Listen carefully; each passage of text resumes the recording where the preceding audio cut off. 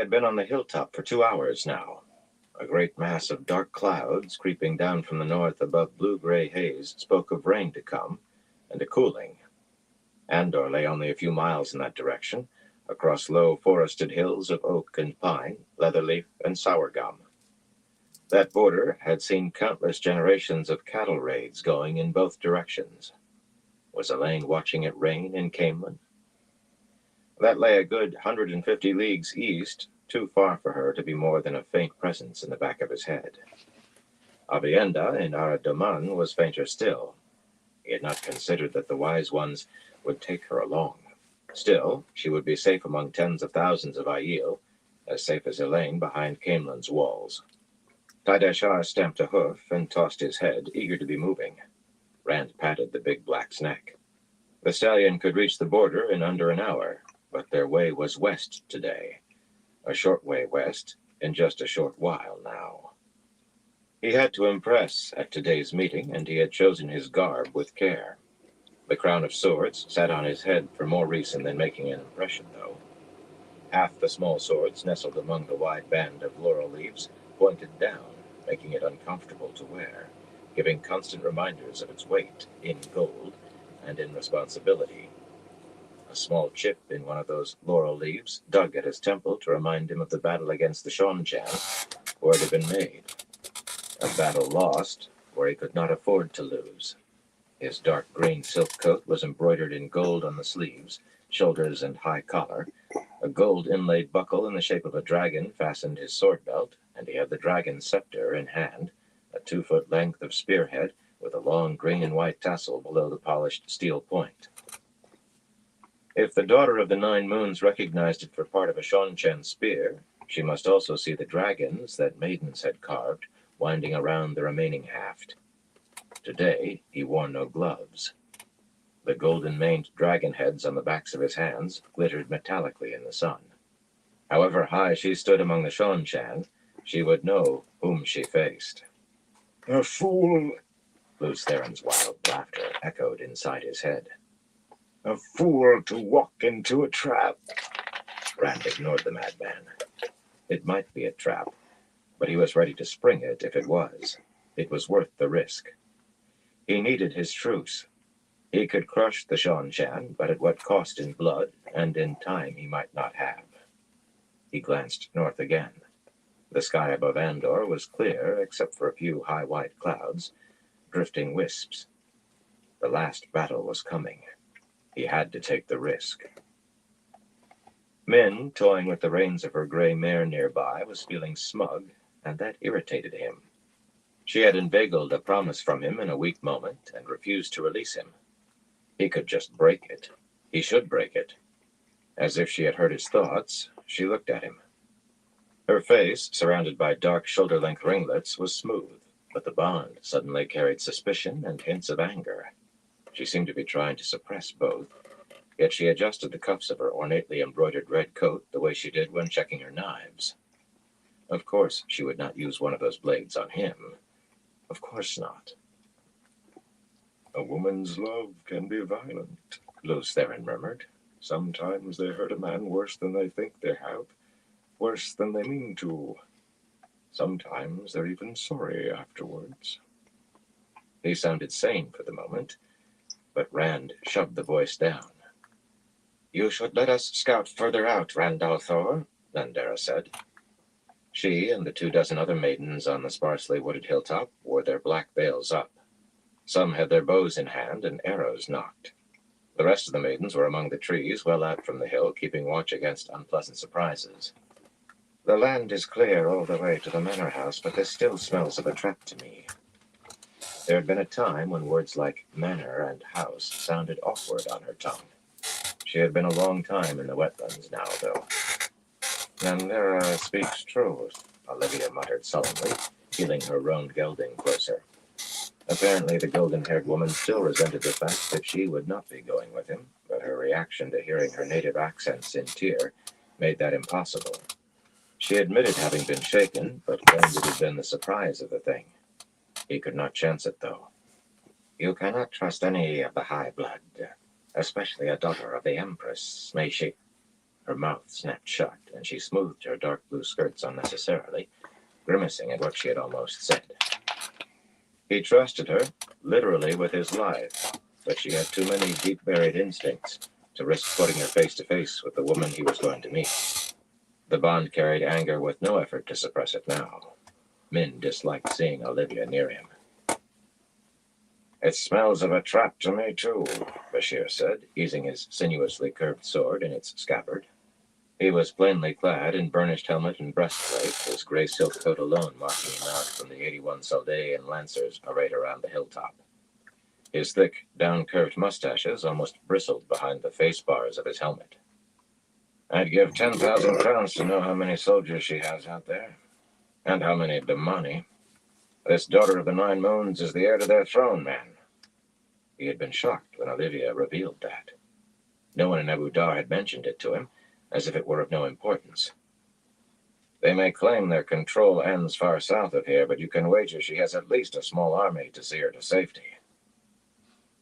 "And if our scouts find this army," Rand replied calmly, "can we be sure they won't be seen?" Nandera made a scornful sound. "Best not to assume you're the only one with eyes," he told her. "If they think we're planning to attack them or kidnap the woman, everything falls apart." Maybe that was why they had kept their secret. The Imperial heir would be a more tempting target for a kidnapping than a mere high-ranking noblewoman. "You just keep watch to make sure they don't catch us by surprise. If it all goes wrong, Bashir, you know what to do. Besides, she may have an army, but so do I. And not so small." Bashir had to nod at that. Aside from the Saldaeans and the maidens, the hilltop was crowded with Ashaman and Aes Sedai and warders, better than 25 all told, and as formidable a group as any small army. They mingled with surprising ease, and few outward signs of tension. Tovane, a short coppery-skinned red, was scowling at Loghain, but Gabrella, a dusky brown with sooty green eyes, was talking with him quite companionably, perhaps even coquettishly. That might have been the reason for Tovane's scowl, though disapproval seemed more likely than jealousy. Adriel and Curran each had an arm around the other's waist, though she was tall enough to overtop the Damani, and beautiful where he was plain and had gray at his temples. Not to mention that he had bonded the gray against her will. Beldine knew enough to the shawl that she simply looked like any young Saldaean woman, with slightly tilted brown eyes, reached out every now and then to touch Manfor, and he smiled at her whenever she did. Her bonding of him had been a shock, but apparently the yellow-haired man had been more than willing. Neither had asked Rand his opinion before the bonding. Strangest of all, perhaps, was Janera, pale and sturdy in a gray riding dress embroidered with red on the skirts, and Kajima, a clerkish fellow in his middle years who wore his hair like Narishma, in 2 braids with silver bells at the ends. She laughed at something Kajima said, and murmured something that made him laugh in turn. A red joking with a man who could channel? Maybe Taim had effected a change for the better, whatever he had intended. And maybe Rand al'Thor was living in a dream too. Aes Sedai were famous for their dissembling. But could a red dissemble that far? Not everyone felt agreeable today. Ayako's eyes seemed almost black as she glared at Rand, but then, considering what happened to a warder when Aes Sedai died, the dark-complected little white had reason to fear Sandemir going into possible danger. The Ashaman bond differed from the warder bond in some respects, but in others it was identical, and no one yet knew the effects of an Ashaman's death on the woman he had bonded. Elza was frowning at Rand, too, one hand on the shoulder of her tall, lean warder Firo, as if she were gripping a guard dog's collar and thinking of losing him. Not against Rand, certainly, worried for anyone she thought might be threatening him. He had given her orders about that, and her oath should see them obeyed. Yet Aes Sedai could find loopholes in almost anything. Maurice was speaking firmly to Narishma, with her 2 other warders sitting their horses a little way off. There was no mistaking the way the stern-faced woman gestured as she spoke, leaning close to him so she could speak in a low voice. She was instructing him about something. Rand disliked that in the circumstances. Yet there seemed little he could do. Maurice had sworn no oaths, and she would ignore him when it came to one of her warders, or much of anything else for that matter. Cadsuane was watching Rand too. She and Nynaeve were wearing all of their ter'angreal jewelry. Nynaeve was making a good try at Aes Sedai calm. She seemed to practice that a great deal since sending Lan wherever she had sent him. Half the hilltop separated her plump brown mare from Cadsuane's bay, of course. Nynaeve would never admit it, but Cadsuane intimidated her.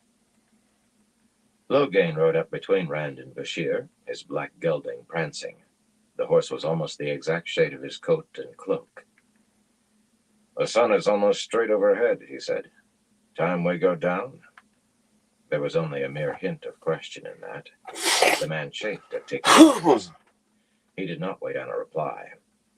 "Sandemir," he called loudly. "Narishma." Maurice held Narishma by his sleeve for another moment of instructions before letting him ride over, which made Logain scowl. Sundark Narishma, with his dark, belled braids, looked years younger than Rand, though he was a few years older in truth. Sitting as dun as straight as a sword, he nodded to Logain as to an equal, producing another scowl. Sandemir spoke a quiet word to Ayako before mounting his dagger and touched his thigh once he was in the saddle. Wrinkled, with receding hair and a gray-streaked beard trimmed to a point and oiled, he made her appear youthful rather than ageless. He wore the red and gold dragon on his high black collar now, as well as the silver sword. Every Ashaman on the hill did, even Manfor. He had only recently been raised dedicated, but he had been one of the first to come to the Black Tower before there was a Black Tower. Most of the men who had begun with him were dead. Even Logain had not denied he deserved it. Logain had enough sense not to call Cadsuane or Nynaeve, but they rode to join Rand anyway, placing themselves to either side of him, each briefly eyeing him, faces so smooth they might have been thinking anything. Their eyes met, and Nynaeve looked away quickly. Cadsuane gave a faint snort. And Min came, too. Here's one more to balance the honors. A man should never give promises in bed. He opened his mouth, and she arched an eyebrow, looking at him very directly. The bond felt full of something dangerous. "You stay behind me once we get there," he told her. Not at all what he had intended to say. Danger faded to what he had come to recognize as love. There was wry amusement in the bond, too, for some reason. "I will if I want to, you wool-headed sheep-herder," she said with more than a little asperity, just as if the bond would not tell him her true feelings, hard as those might be to decipher. "If we're going to do this fool thing, let's get it done with," Cadsuane said firmly, and heeled her dark bay down the hill. A short distance from the hill, farms began to appear along a meandering dirt road through the forest, hard-packed by long years of use, but still carrying a slick of mud from the last rainfall. The chimneys of thatched stone houses smoked with the midday meal cooking. Sometimes girls and women sat out in the sun at their spinning wheels. Men in rough coats walked in the stone-walled fields, checking their sprouting crops amid boys hoeing weeds. The pastures held brown and white cattle or black-tailed sheep, usually watched by a boy or two with bows or slings. There were wolves in these forests, and leopards and other things that enjoyed the taste of beef and mutton.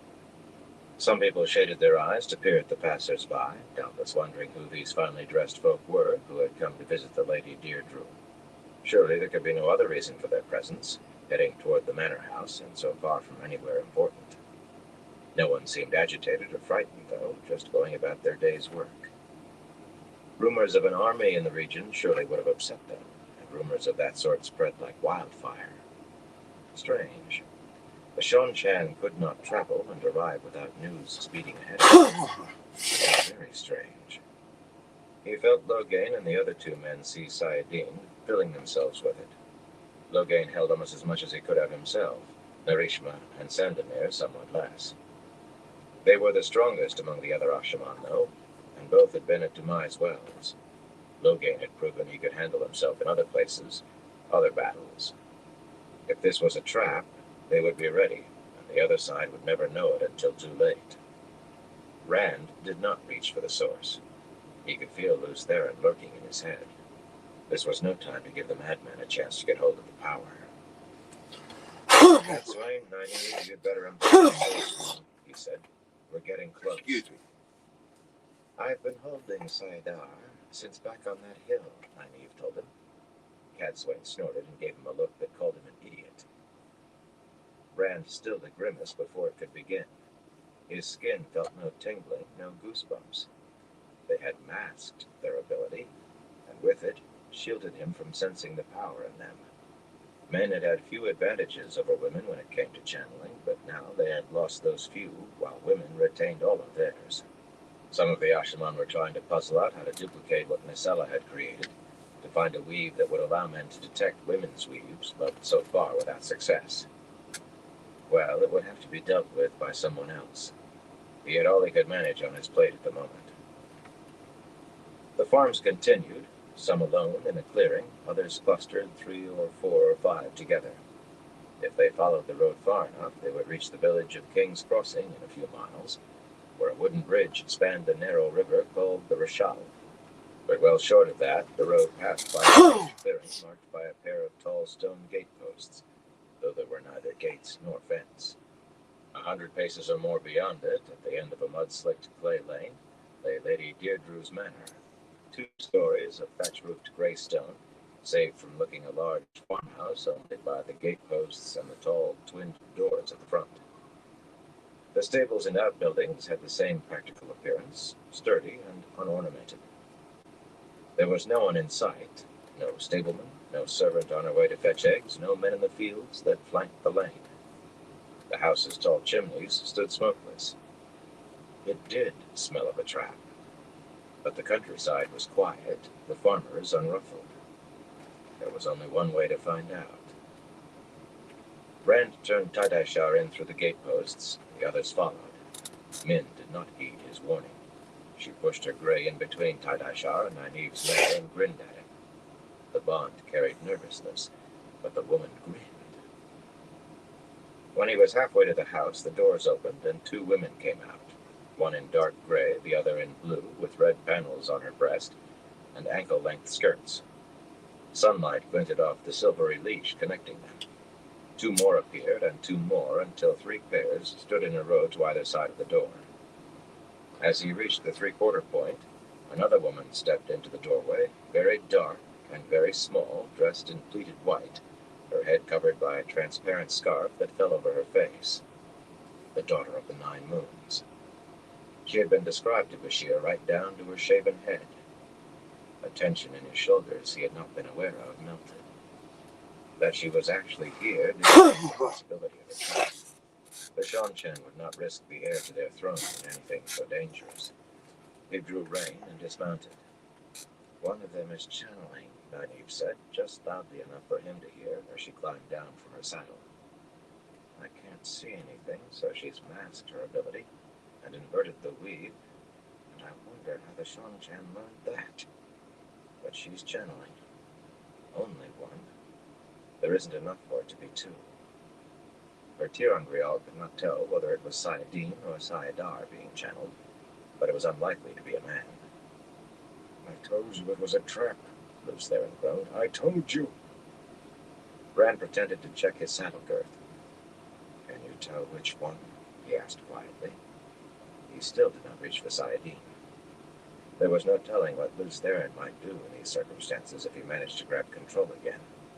Loghain was fiddling with his girth too, and Narishma was watching Sandemir check one of the Dapple's hooves. They had heard. The small woman was waiting in the doorway, very still, but no doubt impatient and likely offended by their apparent interest in their horses. No, Cadsuane replied grimly, but I can do something about it once we're closer. Her golden hair ornaments swayed as she tossed her cloak back as though unmasking a sword. Stay behind me, he told Min, and to his relief she nodded. Her face wore a small frown, and the bond carried worry. Not fear, though. She knew he would protect her. Leaving the horses standing, he started toward the Suldam and Damani, with Cadsuane and Nynaeve a little distance to either side of him. Loghain, hand resting on his sword hilt as if that were his real weapon, strode along on the other side of Cadsuane, Narishma and Sandemir beyond Nynaeve. The small dark woman began walking toward them slowly, holding her pleated skirts up off the damp ground. Abruptly, no more than 10 paces away, she flickered. For an instant she was taller than most men, garbed all in black, surprise on her face, and though she still wore the veil, her head was covered with short-cut wavy black hair. Only an instant before the small woman returned, her step faltering as she let her white skirts fall. But another flicker, and the tall dark woman stood there, her face twisted in fury behind the veil. He recognized that face, though he had never seen it before. Lews Therin had, and that was enough. "Semirhage," he said in shock before he could stop the word, and suddenly everything seemed to happen at once. He reached for the source and found Lews Therin clawing for it too, each of them jostling the other aside from reaching it. Semirhage flicked her hand, and a small ball of fire streaked toward him from her fingertips. She might have shouted something, an order. He could not leap aside. Min stood right behind him. Frantically trying to seize Saidin, he flung up the hand holding the dragon scepter in desperation. The world seemed to explode in fire. His cheek was pressed against the damp ground, he realized. Black flecks shimmered in his vision, and everything seemed faintly hazy, as if seen through water. Where was he? What had happened? His head felt stuffed with wool. Something was prodding him in the ribs. His sword hilt. The old wounds were a hard knot of pain just above that. Slowly, he realized he was looking at the dragon scepter, or what was left of it. The spear point and a few inches of charred haft lay 3 paces away. Small dancing flames were consuming the long tassel. The crown of swords lay beyond it. Abruptly it came to him that he could feel Saidin being channeled. His skin was goosebumps all over from Saidar being wielded. The manor house.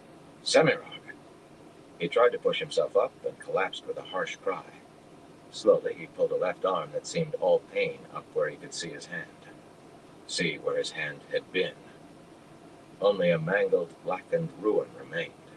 A stub sticking out of a cuff that gave off thin streamers of smoke. But the power was still being channeled around him. His people were fighting for their lives. They might be dying. Min! He struggled to rise and fell again.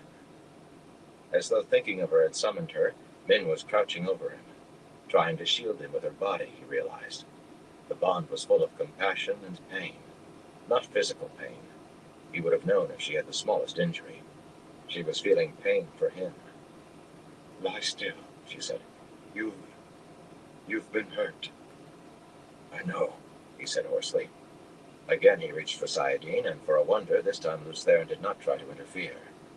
The power filled him, and that gave him the strength to push himself to his feet one-handed, preparing several very nasty weaves as he did so. Careless of his muddy coat, Min gripped his good arm as though she were trying to hold him upright. But the fighting was over. Semirhage was standing stiffly with her arms at her sides, her skirts pressed against her legs, doubtless wrapped up in flows of air. The hilt of one of Min's knives stood out from her shoulder, and she must have been shielded too, but her dark, beautiful face was contemptuous. She had been a prisoner before, briefly, during the War of the Shadow. She had escaped from high detention by frightening her jailers to the point that they actually smuggled her to freedom. Others had been injured more seriously. A short, dark Suldam and tall, pale-haired Damani, linked by Nadam, lay sprawled on the ground, staring up at the sun with already glazed eyes, and another pair were on their knees and clinging to one another, blood running down their faces and matting their hair. The other pairs stood as stiffly as Semirhage, and he could see the shields on 3 of the Damani. They looked stunned. One of the Suldam, a slender, dark-haired young woman, was weeping softly. Narishma's face was bloodied too, and his coat appeared singed. So did Sandemir's, and a bone jutted through his left coat sleeve, white smeared with red, until Nynaeve firmly pulled his arm straight and guided the bone back into place. Grimacing in pain, he gave a guttural groan. She cupped her hands around his arm over the break, and moments later he was flexing his arm and moving his fingers and murmuring thanks. Loghain appeared untouched, as did Nynaeve and Cadsuane, who was studying Cimarog the way a brown might study an exotic animal never before seen. Suddenly gateways began opening all around the manor house, spilling out mounted Ashaman and Aes Sedai and warders, veiled maidens and Bashir riding at the head of his horsemen. And Ashaman and Aes Sedai in a ring of two could make a gateway considerably larger than those Rand could alone. So someone had managed to give the signal, a red sunburst in the sky. Every Ashaman was full of Sayadin, and Rand assumed the Aes Sedai were equally full of Sayadar. The maidens began spreading out into the trees. Agan! Hamad! Search the house! Bashir shouted. Mattoon! Form the lances! They'll be on us as soon as they can! 2 soldiers thrust their lances into the ground and leapt down to run inside, drawing their swords, while the others began arraying themselves in 2 ranks. Ayako flung herself from her saddle and rushed to Sandemir, not even bothering to hold her skirts out of the mud. Maurice rode to Narishma before swinging down right in front of him and taking his head in her hands without a word. He jerked, his back arching and nearly pulling his head free as she healed him. She had little facility with Nynaeve's method of healing. Ignoring the turmoil, Nynaeve gathered her skirts in bloodied hands and hurried to Rand. "Oh, Rand," she said when she saw his arm. "I'm so sorry. I'll do what I can, but I can't fix it the way it was." Her eyes were filled with anguish. Wordlessly, he held out his left arm. It throbbed with agony. Strangely, he could still feel his hand. It seemed he should be able to make a fist with the fingers that were no longer there. His goosebumps intensified as she drew more deeply on Saidar. The tendrils of smoke vanished from his cuff, and she gripped his hand above the wrist. His entire arm began tingling, and the pain drained away. Slowly, blackened skin was replaced by smooth skin that seemed to ooze down until it covered the small lump that had been the base of his hand. It was a miraculous thing to see. The scarlet and gold scaled dragon grew back too, as much as it could, ending in a bit of the golden mane. He could still feel the whole hand. "I'm so sorry," Nynaeve said again. "Let me delve you for any other injuries." She asked, but did not wait, of course.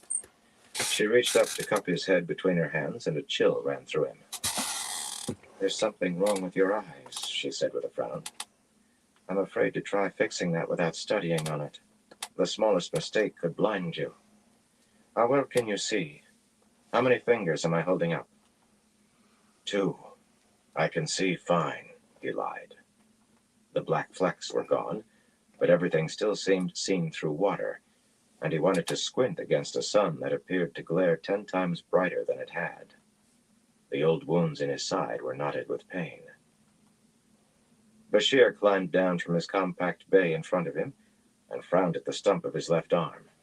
Unbuckling his helmet, he took it off and held it under his arm. "At least you're alive," he said gruffly. "I've seen men hurt worse."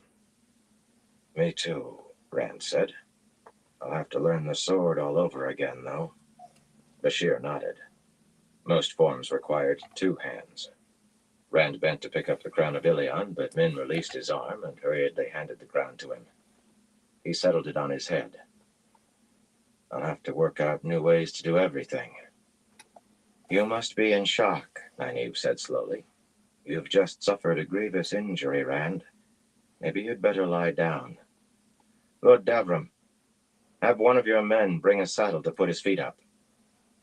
"He's not in shock," Min said sadly. The bond was full of sadness. She had taken hold of his arm as if to hold him up again. "He lost a hand, but there's nothing to do about it, so he's left it behind already." "Wool-headed fool," Nynaeve muttered.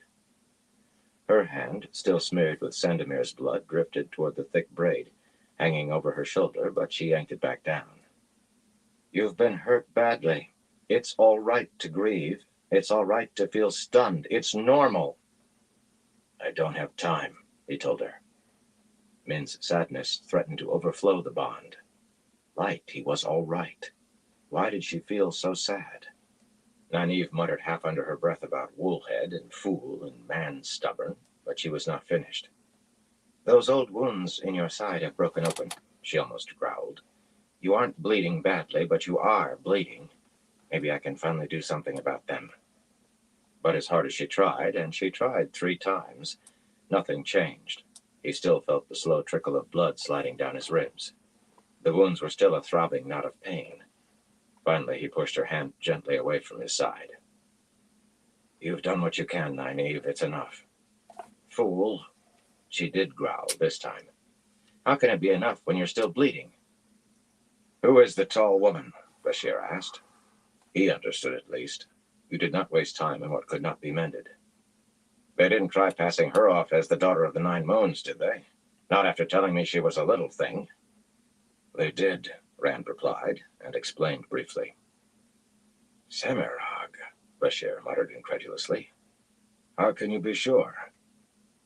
She's Aneth Dorja, not what you called her, a honey-skinned Suldam said loudly in a twangy drawl. Her dark eyes were tilted, and her hair was streaked with gray. She looked the eldest of the Suldam and the least frightened. It was not that she did not look afraid, but she controlled it well. She's the High Lady's truth speaker. Be silent, Felendra, Semirhage said coldly, looking over her shoulder. Her gaze promised pain. The Lady of Pain was good at delivering on her promises. Prisoners had killed themselves on learning it was she who held them. Men and women who managed to open a vein with teeth or fingernails. Felendra did not seem to see it, though.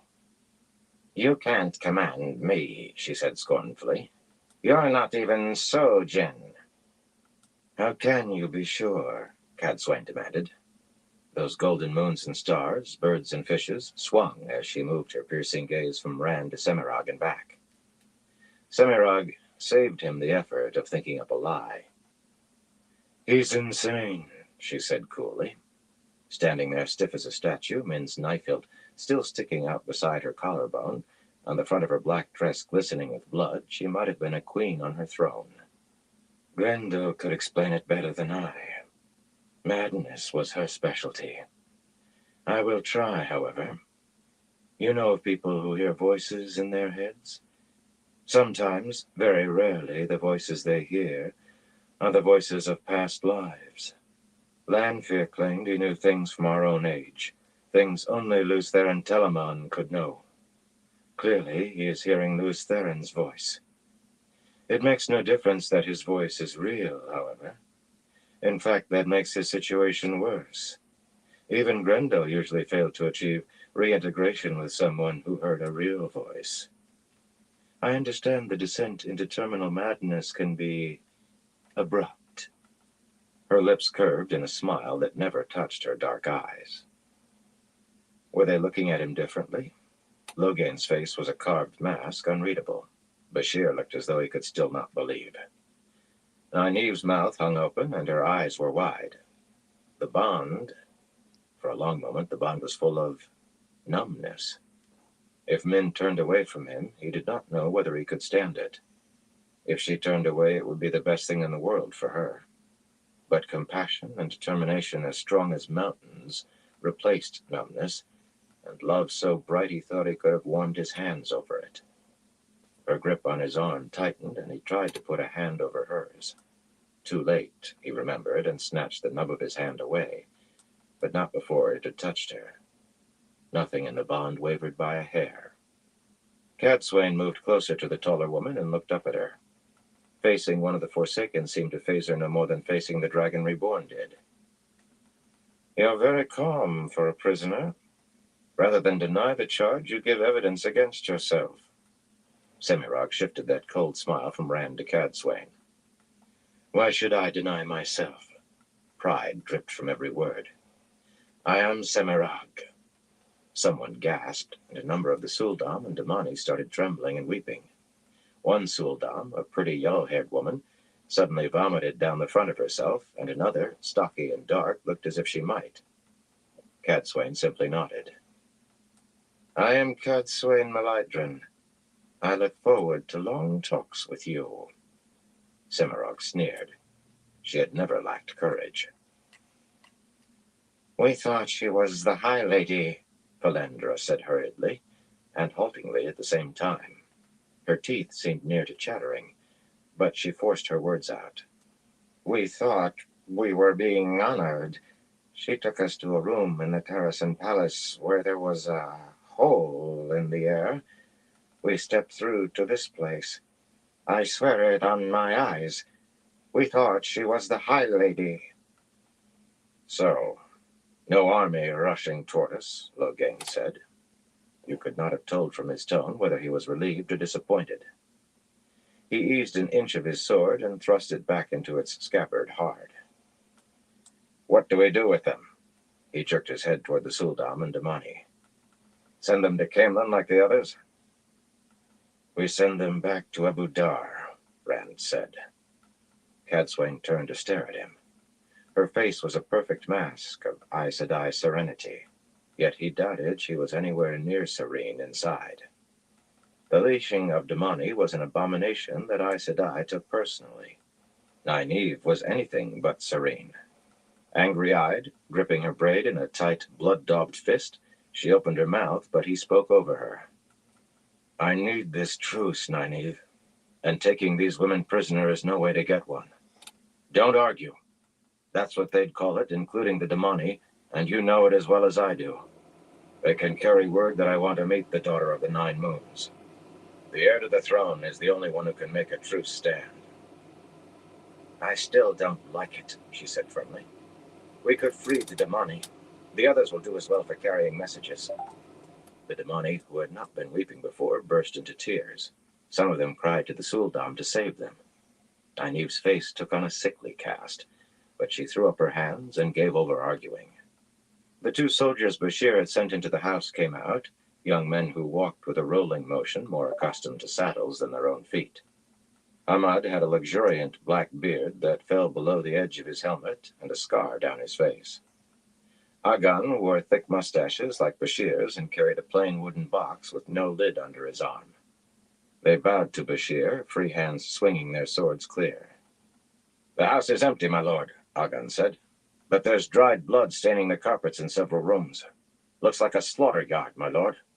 I think whoever lived here is dead. This was sitting by the front door. It didn't look like it belonged, so I brought it along. He held out the box for inspection. Within lay coiled Edam and a number of circlets made of segmented black metal, some large, some small. Rand started to reach in with his left hand before he remembered. Min caught the movement and released his right arm so he could scoop up a handful of the black metal pieces. Nynaeve gasped. You know what these are? He asked. They're Edam for men, she said angrily. Agenan said she was going to drop the thing in the ocean. We trusted her, and she gave it to somebody to copy. Rand dropped the things back into the box. There were 6 of the large circlets and 5 of the silvery leashes. Semirhage had been prepared no matter who he brought with him. She really thought she could capture all of us. That thought should have made him shiver. He seemed to feel Lews Therin shiver. No one wanted to fall into Semirhage's hands. She shouted for them to shield us, Nynaeve said, but they couldn't because we were all holding the power already. If we hadn't been, if Cadsuane and I hadn't had our tir'angreal, I don't know what would have happened. She did shiver. He looked at the tall Forsaken, and she stared back, utterly composed, utterly cold. Her reputation as a torturer loomed so large that it was easy to forget how dangerous she was otherwise. Tie off the shields on the others so they'll unravel in a few hours, and send them to somewhere near Abu Dar. For a moment he thought Nynaeve was going to protest again, but she contented herself with giving her braid a strong tug and turning away. Who are you to ask for a meeting with the High Lady? Valendra demanded. She emphasized the title for some reason. My name is Randall Thor. I'm the Dragon Reborn. If they had wept at hearing Semirhage's name, they wailed at hearing his. Ashandarai slanted across his saddle. Mat sat pips in the darkness among the trees and waited, surrounded by 2,000 mounted crossbowmen. The sun was not long down, and events should be in motion. The Seanchan were going to be hit hard tonight in 6 places, some small and some not so small, but hard in every case. Moonlight filtering through the branches overhead gave just enough illumination for him to make out Tuon's shadowed face. She had insisted on staying with him, which meant Selucia was at her side, on her dun, of course, glaring at him as usual. There was not enough moon shadows to obscure that, unfortunately. Tuon must be unhappy about what was to happen tonight, yet nothing showed on her face. What was she thinking? Her expression was all the stern magistrate. Your scheme do entail a good deal of luck, Teslin said, not for the first time. Even shadowed, her face looked hard. She shifted in her saddle, adjusting her cloak. It'd be too late to change everything, but this part can be abandoned, certainly. He would have preferred to have Bethamin or Sita, neither bound by the three oaths, and both knowing the weaves Damani used for weapons, something that horrified the Aes Sedai. Not the weaves, just that Bethamin and Sita knew them. At least he thought he would. Lylwyn had flatly refused to fight any Seanchan except to defend herself. Bethamin and Sita might have done the same, or found at the last minute that they could not act against their countrymen. In any case, the Aes Sedai had rejected allowing the two women to be involved, and neither had opened her mouth once that was said. That pair was too meek around Aes Sedai to say boo to a goose. Grace favor you, Teslin Sedai, but Lord Mat is lucky, Captain Mandevwin said. The stocky, one-eyed man had been with the band since the first days in Cairhien, and he had earned the gray streaks in his hair, hidden now beneath his green-painted helmet, an open-faced footman's helmet, in battles against Tyr and Andor before that. I remember times we were outnumbered, with enemies on every side, and he danced the band around them. Not to slip away, mind, but to beat them. Beautiful battles. A beautiful battle is one you don't have to fight, Mat said, more sharply than he intended. He did not like battles. You could get holes poked in you in a battle. He just kept getting caught in them, that was all. Most of that dancing around had been trying to slip away, but there would be no slipping away tonight, or for many days to come. Our part of it is important, Teslin. What was keeping Aludra, Bernher? The attack at the supply camp must be underway already, just strong enough that the soldiers defending it would think they could hold until help arrived, strong enough to make them sure they needed help.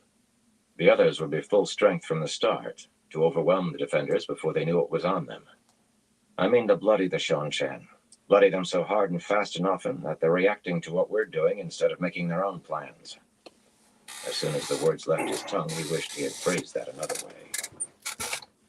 Tuon leaned close to Selucia, and the taller woman put her scarf-covered head down to exchange whispers. It was too dark for their bloody finger talk. He could not hear a word they were saying. He could imagine. She had promised not to betray him, and that had to cover trying to betray his plans, yet she must wish she had that promise back.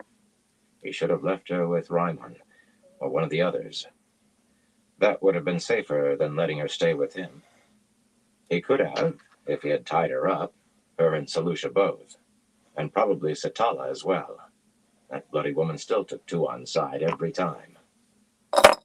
Mandevwin's bay stamped a hoof, and he patted the animal's neck with a gauntleted hand. You cannot deny there is battle luck when you find a weakness in your enemy's lines that you never expected. That should not be there. When you find him arrayed to defend against attack from the north, only you are coming from the south. Battle luck rides on your shoulder, my lord. I have seen it. Mat grunted and resettled his hand on his head irritably. For every time a banner got lost and blundered into a bloody chink in the enemy's defenses, there were 10 when it just was not bloody where you expected when you bloody well needed it. That was the truth of battle luck. 1 green nightflower, a man called from above. 2, both green. Scrapings told him of climbing down hurriedly. Mat heaved a small sigh of relief. The Rakan was away and headed west. He had counted on that. The nearest large body of soldiers loyal to the Seanchan lay west, and even cheated by riding as far west as he dared.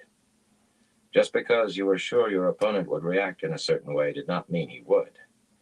Raimon would be overrunning the supply camp any minute, smothering the defenders with 10 times their number, and securing much-needed provisions. Go, Vannin, he said, and the fat man dug his heels in, sending his dun off into the night at a canter. He could not outpace the Rakan, but so long as he brought word in time, Time to move, Mandevwin. A lean fellow dropped the last distance from a lower limb, carefully cradling a looking-glass that he handed up to the Carianan. Get mounted, Londrade, Mandevwin said, stuffing the looking-glass into the cylindrical leather case tied to his saddle. Colonel, form the men by fours. A short ride took them to a narrow, hard-packed road, winding through low hills that Matt had avoided earlier. There were few farms and fewer villages in this area, but he did not want to spread rumors of large parties of armed men. Not until he wanted them to spread, anyway. Now he needed speed, and rumor could not outrun him in tonight's business. Most of the farmhouses they trotted by were dark shapes in the moonlight, lamps and candles already extinguished. The thud of hooves and the creak of saddle leather were the only sounds aside from the occasional thin, reedy cry of some night bird or an owl's hooting, but 2,000 or so horses made a fair amount of noise. They passed through a small village where only a handful of thatch-roofed houses and the tiny stone inn showed any light, but people stuck their heads out of doors and windows to gape. Doubtless, they thought they were seeing soldiers loyal to the Seanchan. There seemed to be few of any other kind remaining in most of Altara. Somebody raised a cheer, but he was a lone voice. Matt rode alongside Mandevwin with Tuon and the other women behind, and now and then looked over his shoulder. Was still there. Strangely, no doubt she would keep her word not to escape even now, and not to make sure she was keeping up. The Razor had an easy stride, and she rode well. Pips could not have outrun Akain had he tried. No, he just liked looking at her, even by moonlight. Maybe especially by moonlight. He had tried kissing her again the night before, and she had punched him in the side so hard that she had broken one of his short ribs. But she had kissed him just before they started out this evening, only once, and said not to be greedy when he attempted a second. The woman melted in his arms when he was kissing her, and turned to ice the moment she stepped back. What was he to make of her? A large owl passed overhead, wings flapping silently. Would she see some omen in that? Probably. He should not be spending so much time thinking about her, not tonight. In truth, he was depending on luck to some extent. The 3,000 Lancers Vannon had found, mostly Altarans with a few Seanchan, might or might not be those Master Roydell had marked on his map, though they had not been too far from where he placed them, but there was no telling for sure in which direction they had moved since. Northeast, almost certainly, toward the Malvidi Narrows and the Mulvane Gap beyond. It seemed that except for the last stretch, the Seanchan had taken to avoiding moving soldiers, doubtless to conceal their numbers and destinations in the country roads. Certain was not absolutely sure, however. If they had not moved too far, this was the road they would use to reach that supply camp. But if they had ridden farther than he expected, they might use another road. No danger there, just a wasted night. Their commander might decide to cut straight across the hills, too. That could prove nasty if he decided to join this road at the wrong point. About 4 miles beyond the village, they came to a place where 2 gently sloping hills flanked the road, and he called a halt. Master Roydell's own maps were fine, but those he had from other men were the work of masters, too. Roydell acquired only the best. Matt recognized this spot as if he had seen it before. Mandevwin wheeled his horse around. Admar, Eindel, take your men up the north slope. Madwin, Dongle, the south slope. 1 man in 4 to hold horses. Hobble the horses, Matt said, and put the feed bags on to stop winning. They were facing Lancers. If it all turned sour and they tried to run, those Lancers would ride them down like they were hunting wild pigs. A crossbow was no good from horseback, especially if you were trying to get away. They had to win here. The Carianan stared at him, any expression hidden by the face bars of his helmet, but he did not hesitate. Hobble the horses and put on their nose bags, he ordered. Every man on the line. Tell off some to keep watch north and south, Matt told him. Battle luck can run against you as easily as in your favor. Mandevwin nodded and gave the order. The crossbowmen divided and rode up the thinly treed slopes, their dark coats and dull green armor fading into the shadows. Burnished armor was all very well for parades, but it could reflect moonlight as well as sunlight. According to Tilmanis, the hardest part had been convincing the Lancers to give up their bright breastplates and the nobles their silvering and gilding. The foot had seen sense straight off. For a time, there was the rustle of men and horses moving across the mulch, moving through brush, but finally silence fell. From the road, Matt could not have told there was anyone on either slope. Now, he just had to wait. Tuon and Selucia kept him company, and so did Teslin, though a gusting breeze had sprung up from the west that tugged at cloaks. But of course, Aes Sedai could ignore such things, though Teslin held hers shut. Selucia let the gusts take her cloak where it would, oddly, but Tuon took to holding hers closed with one hand. "You might be more comfortable among the trees," he told her. "They'll cut the wind." For a moment, she shook with silent laughter. "I'm enjoying watching you take your ease on your hilltop," she drawled. Matt blinked. Hilltop? He was sitting pips in the middle of the bloody road, gusts cutting through his coat like winter was coming back. What was she talking about? Hilltop. "Have a care with Jolene," Teslin said, suddenly and unexpectedly. "She be childish in some ways, and you do fascinate her, the way a shiny new toy do fascinate a child. She will bond you if she can decide how to convince you to agree. Perhaps even if you do not realize you be agreeing." He opened his mouth to say there was no bloody flaming chance of that, but Tuon spoke first. "She cannot have him," she said sharply. Drawing a breath, she went on, in amused tones. "Toy belongs to me, until I am through playing with him. But even then, I won't give him to a Mareth Damani. You understand me, Tessie? You tell Rosie that. That's the name I intend to give her. You can tell her that, too."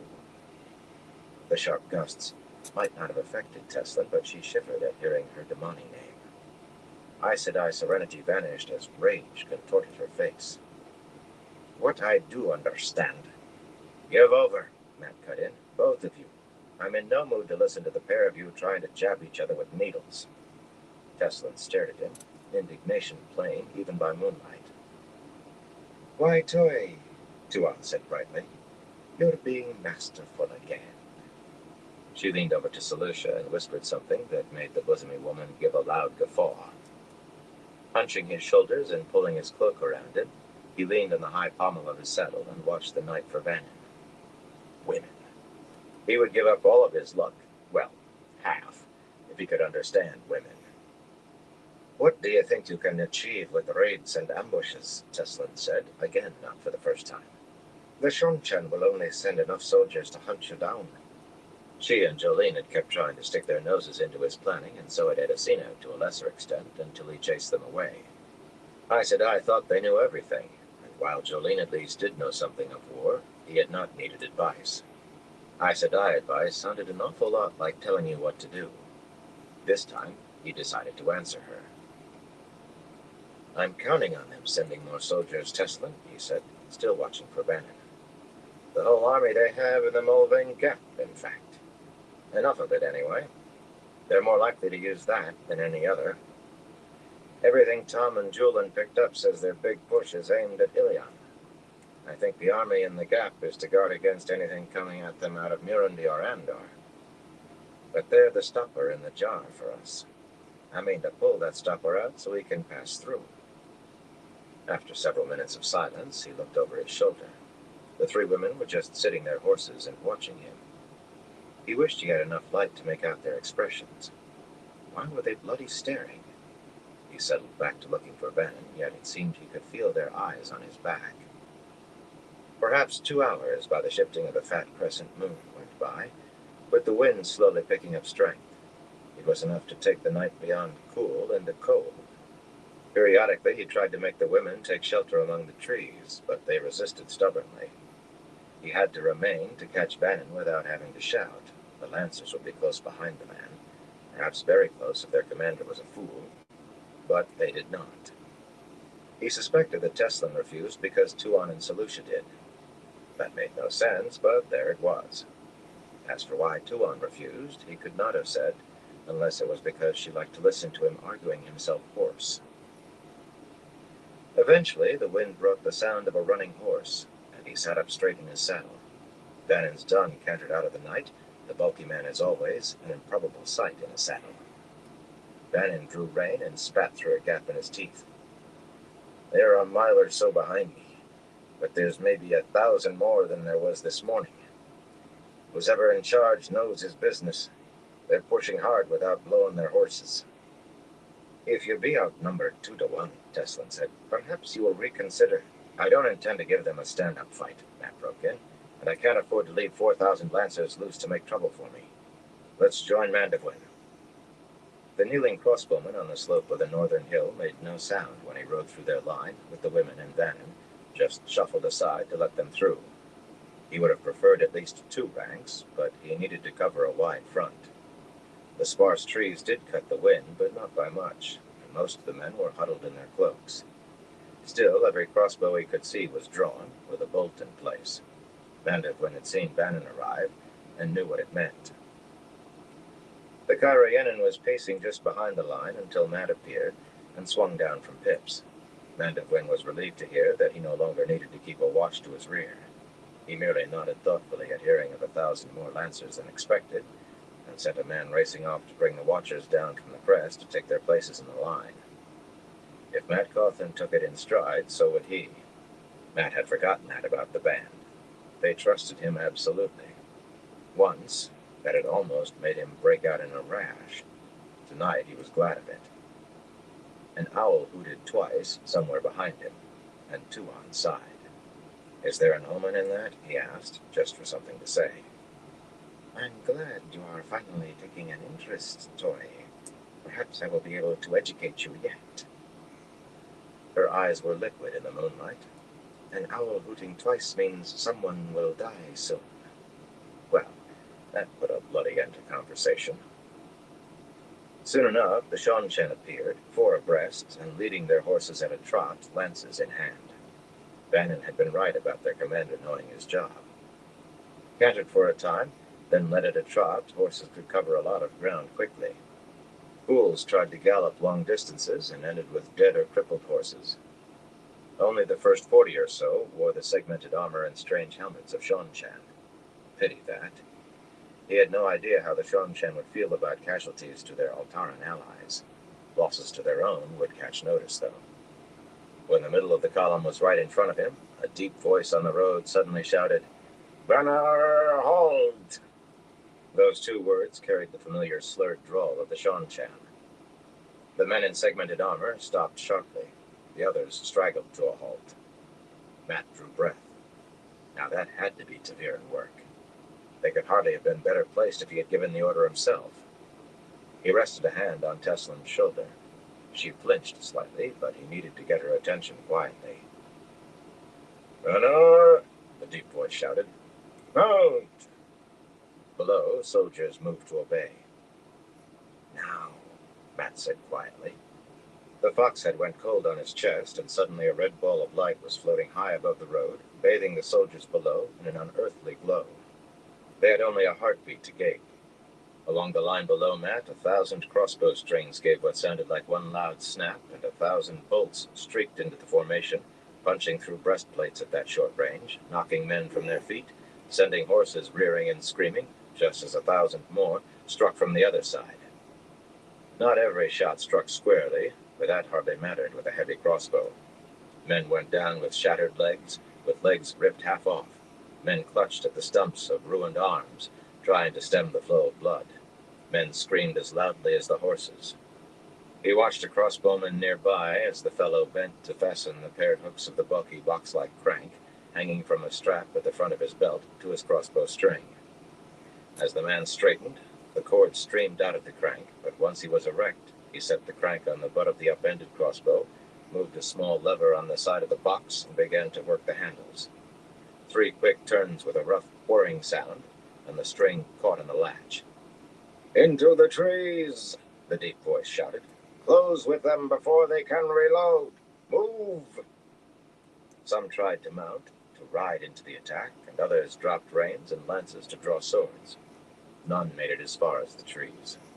2,000 more bolts slashed into them, cutting men down, punching through men to kill men behind or topple horses.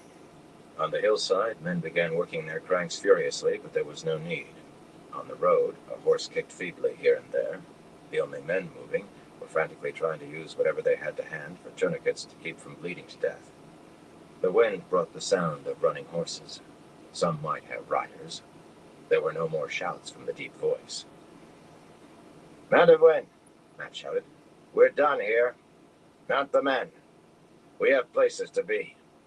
"You must stay to offer aid," Teslin said firmly. "The rules of war do demand it." "This is a new kind of war," he told her harshly. Light was silent on the road, but he could still hear the screaming. "They'll have to wait for their own to give them aid." Tuon murmured something half under her breath. He thought it was, "A lion can have no mercy," but that was ridiculous. Gathering his men, he led them down the north side of the hill. There was no need to let the survivors see how many they were. In a few hours, they would join up with the men from the other hill, and in a few hours more, with Carloman. Before sunrise, they were going to hit the Shongshan again. He intended to make them run to pull that bloody stopper for him. Chapter 28. In Malden. Just before first light, Fail was fastening the wide belt of golden links around her waist for the last time when Dirain entered the small, already crowded, peaked tent where they all slept. Outside, the sky would be starting to turn gray, but inside it might still have been night. Fail's eyes had adapted to the darkness, though. The slender little woman with black hair that spilled to her waist in waves was frowning around her yawns. She had stood just below the high seat of her house in Cairhien, but she had been wakened in the night because Savannah could not sleep and wanted to be read to. Savannah enjoyed Dirain's voice, and likely the tales she carried of supposed misdeeds among Savannah's gai'shain. The Cairhienan woman was never chosen out as one of those who had failed to please. Her hands went to her golden collar, then hesitated when she took in Fail, Aleandra, and Megden, already dressed and on their feet. "I forgot to put the book back in the proper place," she said in a voice like crystal chimes, turning back toward the tent flap. "Savannah will have me beaten if she sees it out of place when she wakes." "She's lying," Megden growled, and Dirain darted for outside. That was enough to convince Fail. She grabbed the woman's cowl and hauled her back into the tent.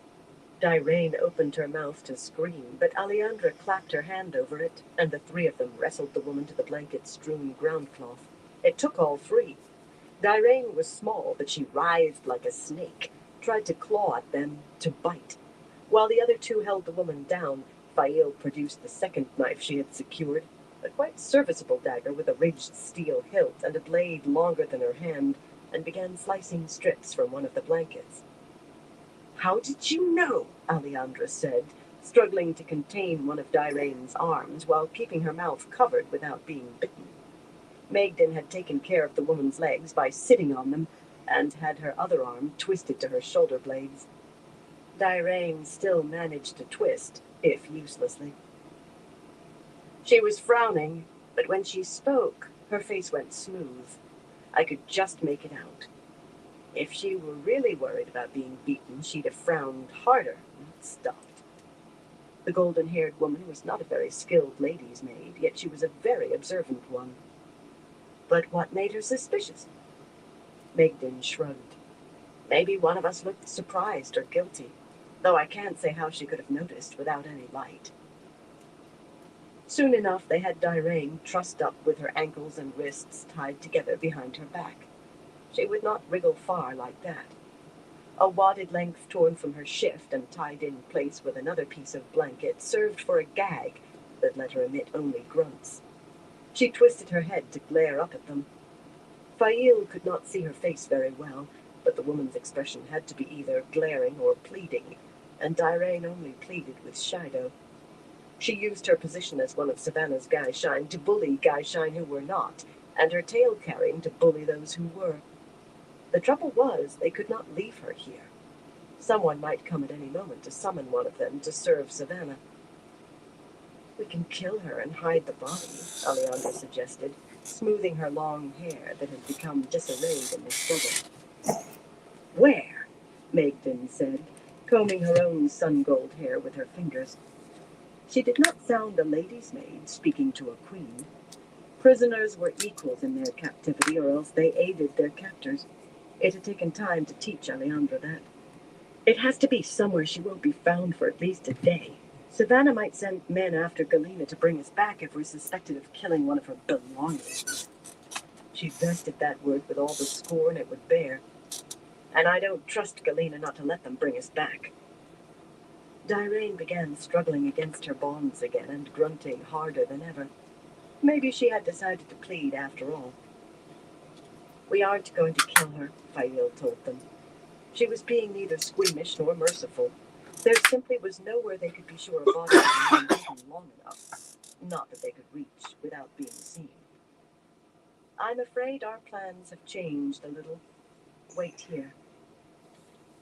Ducking outside, where the sky was indeed beginning to pearl, she found what had made Diraine suspicious. Bane and Chiad were there in their plain white robes as expected, to escort them as far as the meeting place. Roland and his friends might not be done breakfasting yet. She hoped they were not. They might do something foolish and ruin everything. And Bane and Chiad had volunteered to divert any men who tried to interfere with them. She had not been able to make herself ask how they intended to do that. Some sacrifices deserved a veil of secrecy, and all of a heart's gratitude. 2 Gaishain holding wicker baskets were not enough to rouse suspicion in the Kyrianan woman, but 30 or 40 Gaishain were crowding the narrow muddy lane through the Gaishain tents.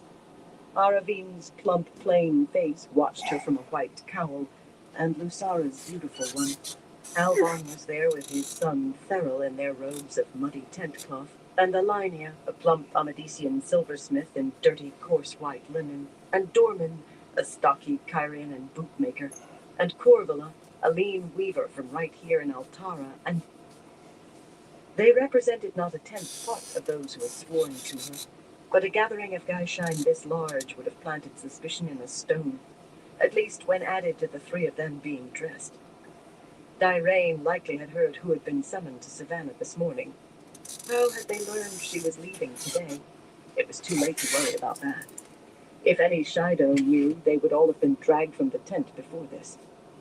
What are you doing here? She demanded. We wanted to see you go, my lady, Theral said in his rough, barely intelligible accents. We were very careful to come by 1s and 2s. Lusara nodded happily, and she was not the only one. Well, we can say goodbye now, Fail said firmly. No need to tell them how close they had come to ruining the escape. Until I come back for you. If her father would not give her an army, then Perrin would. His friendship with Randall Thor would provide it. Light, where was he? No. She had to be glad he had not caught up yet, had not gotten himself killed trying to sneak into the camp and rescue her. She had to be glad and not think of what might be delaying him. Now go, before someone sees you here and runs to tell tales.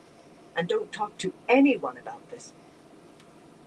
Her adherents were safe enough, otherwise she would already be chained.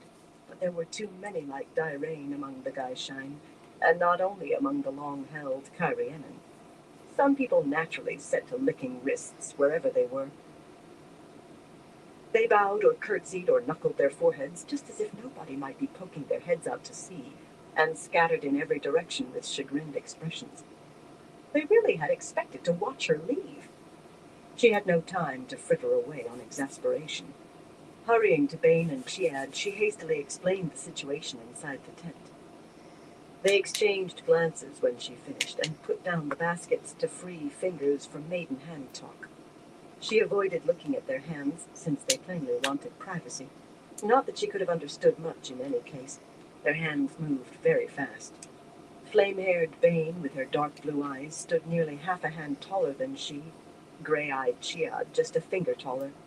They were her close friends, but they had adopted each other as first sisters, and that created bonds closer than any friendship.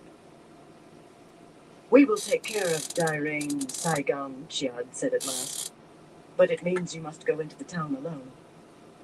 Fail sighed, but there was no helping it.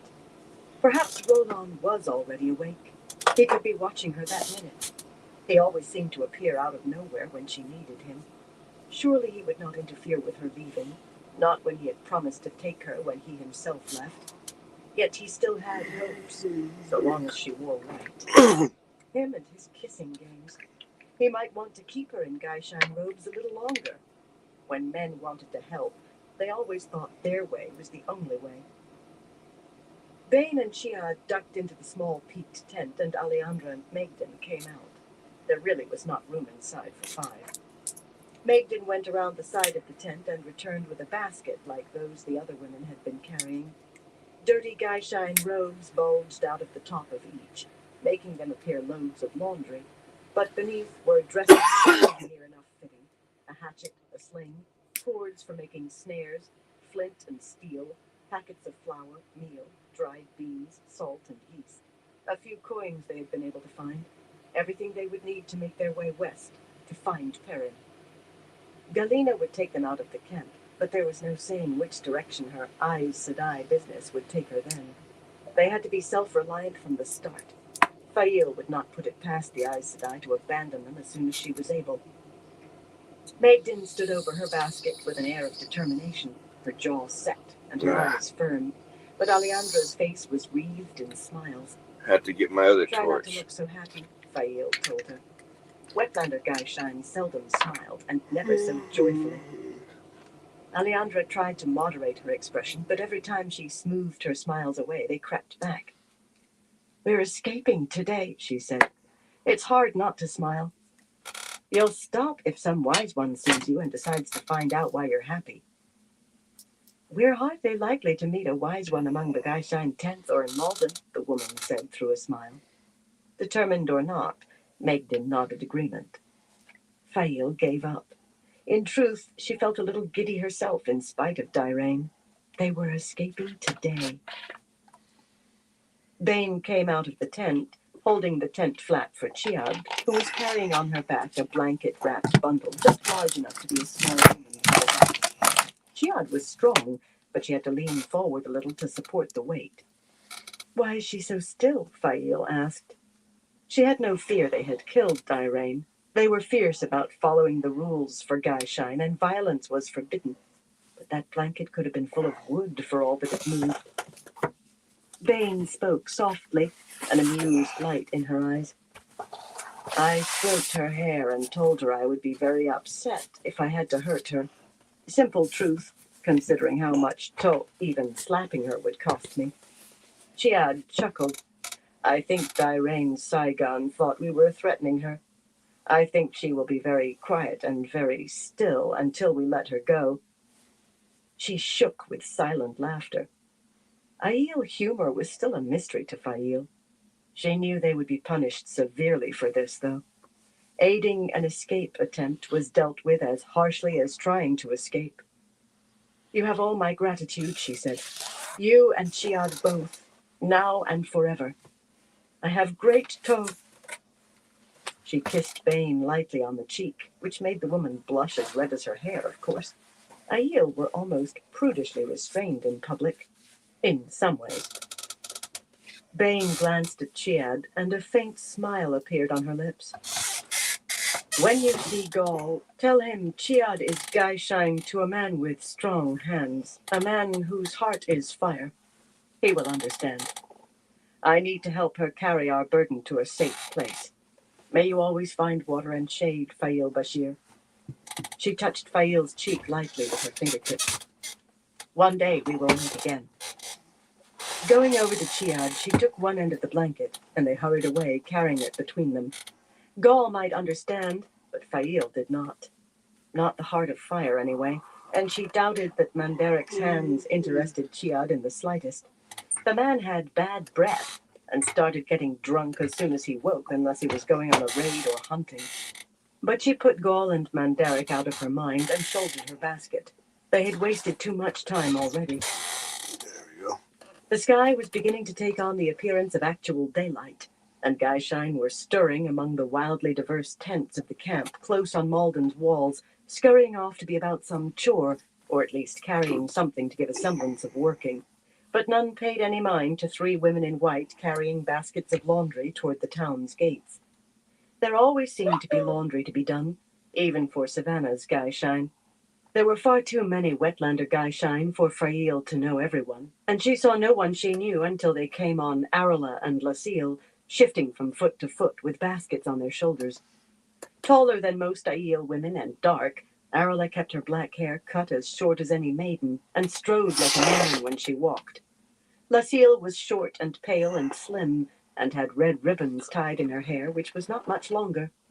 Her walk was graceful in robes and had been a scandalous sway when she had worn breeches. Their sighs of relief were nearly identical, though. "We thought something had happened," Arla said. "Nothing we couldn't handle," Fail told her. "Where are Bane and Chiad?" Lucille asked anxiously. "They have another task," Fail said. "We go alone."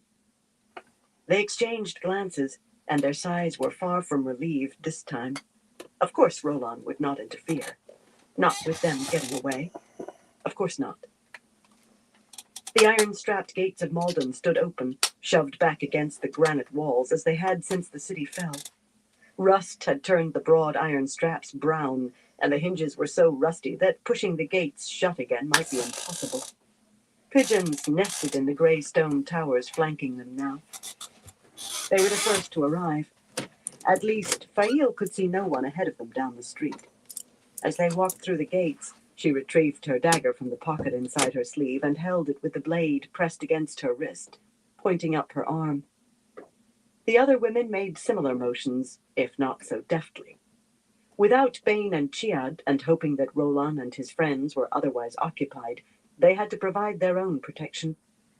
Malden was not as dangerous for a woman, for a Guyshine woman.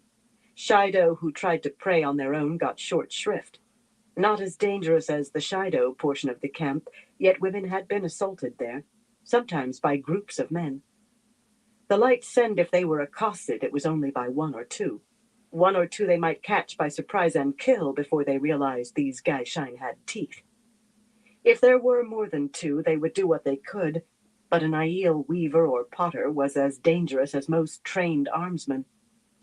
Baskets or no baskets, they walked on their toes, heads swiveling, ready to spring in any direction. This part of the town had not been burned, yet it had a look of desolation. Broken dishes and pottery crunched beneath their soft white boots. Bits of clothing, cut off men and women-made Guyshine, still littered the grey paving stones. Those sorry, bedraggled rags had lain first in the snow and then in the rain for well over a month, and she doubted any rag picker would have gathered them now. Here and there lay children's toys, a wooden horse or a doll whose paint was beginning to flake, dropped by the very young who had been allowed to flee like the very old, the ill and infirm. Slate-roofed buildings of wood or stone along the street showed gaping holes where their doors and windows had been. Along with anything the Shido considered valuable or useful, the town had been stripped of every easily removable piece of wood, and only the fact that tearing down houses was less efficient than cutting firewood in the surrounding forests had spared the wooden structures themselves. Those openings minded Fail of eye sockets in skulls. She had walked along this street countless times, yet this morning they seemed to be watching her.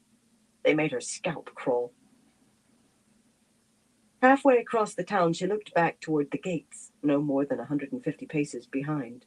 The street was still empty for the moment, but soon the first white-clad men and women would materialize with their water buckets. Fetching water was a task that began early and lasted all day. They had to hurry now. Turning down a narrower side street, she started to walk faster, although she had trouble keeping her basket balanced. The others must have been having the same difficulty, yet no one complained. They had to be out of sight before those Guyshine appeared. There was no reason for any Guyshine entering the town to leave the main street until they reached the cistern below the fortress. An attempt to curry favor or just a careless word could send Shido into the town hunting for them, and there was only one way out, short of climbing onto the walls and dropping 10 paces to the ground, hoping that no one broke a leg. At a now signless inn, 3 stories of stone and empty windows, she darted into the common room, followed by the others. Lucille set down her basket and pressed herself against the doorframe to keep watch up the street. The beam-ceilinged room was bare to the dusty floorboards, and the stone fireplaces were missing their andirons and fire tools. The railing had been stripped from the staircase at the back of the room, and the door to the kitchen was gone too. The kitchen was just as empty. She had checked. Pots and knives and spoons were useful. Fail lowered her basket to the floor and hurried to the side of the staircase. It was a sturdy piece of work, of heavy timbers, and made to last for generations. Tearing it down would have been nearly as hard as tearing down a house. She felt underneath, along the top of the wide outer support, and her hand closed on the wrist-thick, not quite glassy rod. It had seemed as good a hiding place as she could find, a place no one would have any reason to look, but she was surprised to find she'd been holding her breath. Lasille remained by the doorway, but the others hurried to Fail without their baskets.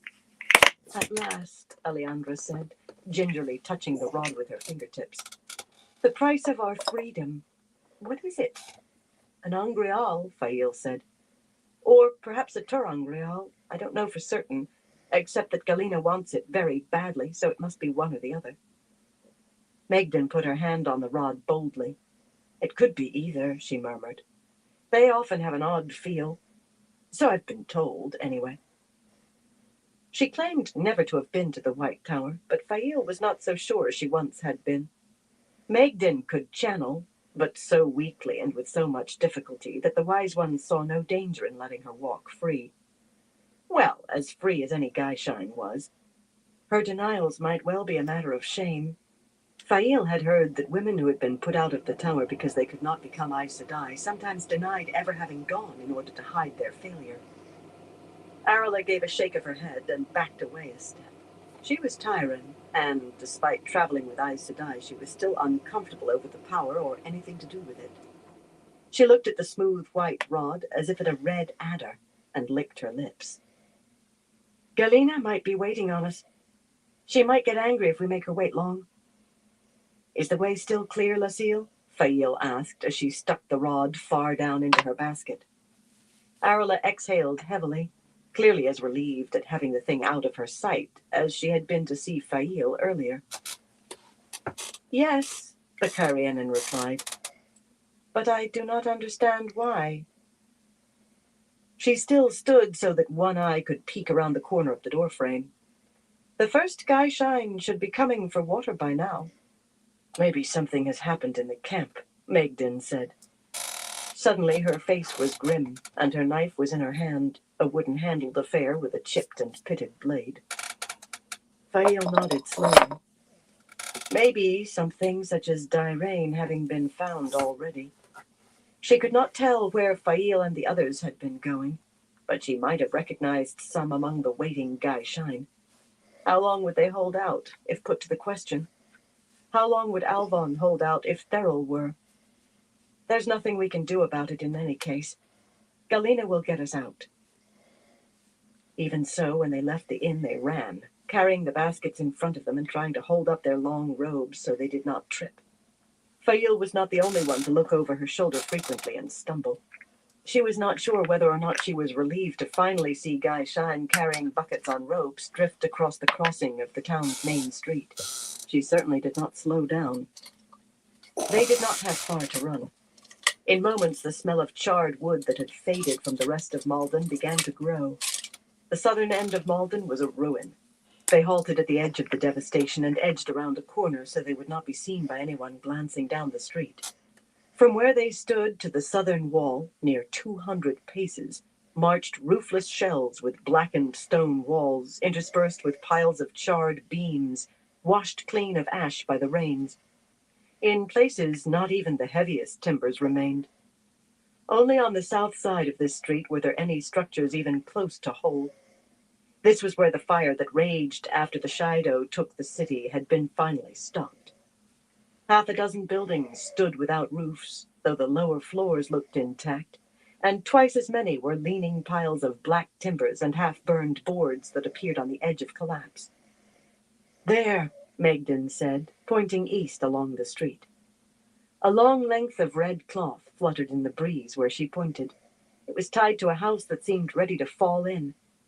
Walking to it slowly, they rested their baskets on the paving stones. The red cloth fluttered again. Why would she want to meet us here? Alejandra muttered. That could cave in if anybody sneezed.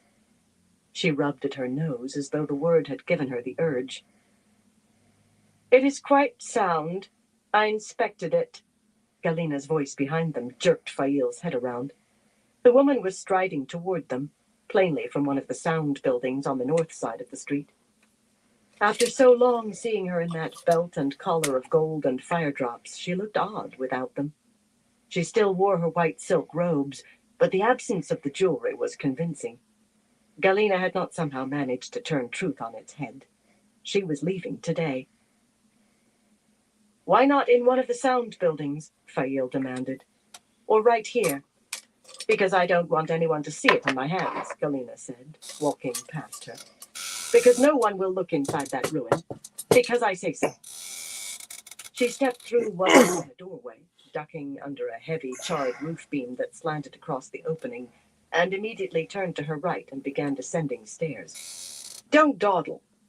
Fail exchanged looks with the other women. This was more than passing strange. If she'll get us out of here, Alejandra growled, snatching up her basket, I'm willing to hand her the thing in a privy. Still, she waited on Fail to pick up her own basket and lead the way. Charred timbers and blackened boards hung low over the stone stairs that led downward, but Galina's ease at entering reassured Fail. The woman would not risk being buried alive or crushed at the very moment she finally gained the rod. Bars and beams of light filtering through gaps in the wreckage gave enough illumination to show that the basement was quite clear, despite the treacherous nature of what lay above. Large barrels stacked along one stone wall, most scorched and with staves sprung from the heat, said that this had been an inn or tavern, or perhaps a wine merchant's shop. The area around Malden had produced a great deal of mediocre wine. Galina stood in the middle of the grit-covered stone floor in a small room. Her face was all Aes Sedai calm, her agitation of the previous day completely subdued. Where is it? She said coolly. Give it to me. Fail set her basket down and shoved her hand deep inside. When she brought out the white rod, Galina's hands twitched. Fail extended the rod toward her, and she reached for it almost hesitantly. If she'd not known better, Fail would have said she was afraid to touch it. Galina's fingers closed around the rod, and she exhaled heavily. She jerked the rod away before Fail could release it. The Aes Sedai seemed to be trembling, but her smile was triumphant. How do you intend to get us away from the camp? Fail asked.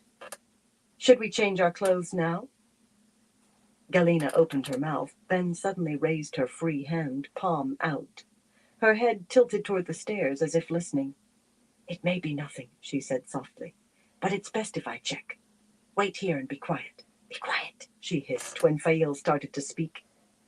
Lifting the hem of her silk robes, the Aes Sedai scurried to the stairs and started up like a woman uneasy about what she might find at the top.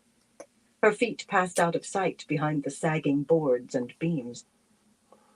Did any of you hear anything? Fail whispered. They all shook their heads. Maybe she's holding the power. I've heard that She wasn't, Magdan interrupted. I've never seen her embracing. Suddenly, wood groaned overhead, and with a thunderous crash, charred beams and boards collapsed, sending out blinding billows of black dust and grit that sent Fail into paroxysms of coughing. The smell of charring suddenly was as thick in the air as it had been the day Malden burned. Something falling from above hit her shoulder hard, and she crouched, trying to protect her head. Someone cried out. She heard other falling objects hit the basement's stone floor, boards or pieces of boards. Nothing made a loud enough noise to be a roof beam or a heavy joist.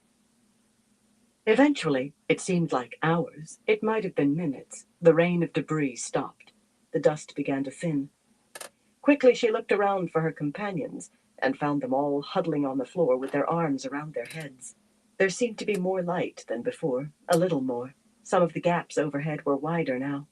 A trickle of blood ran down Alejandra's face from her scalp. Everyone was dusted with black from head to foot. Is anyone injured? Fail asked, finishing with a cough. The dust had not cleared completely, and her throat and tongue felt coated with it. The stuff tasted like charcoal. No, Alejandra said, touching her scalp gingerly. A scrape, that's all. The others denied injury as well, though Arla seemed to be moving her right arm carefully.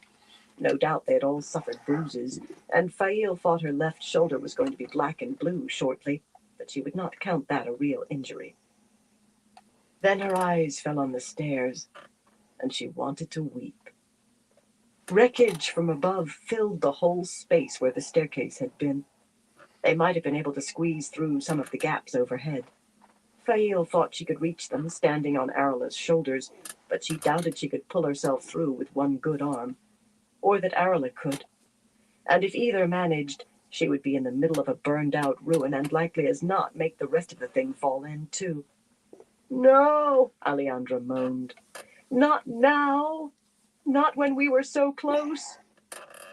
Rising, she rushed as near to the rubble as she could get, almost pressing against it, and began to shout. Galena, help us! We're trapped! Channel and lift the boards away! Clear a path for us to get out! Galena! Galena! Galena! She sagged against the tangle of timbers, shoulders shaking. Galena, she wept. Galena, help us!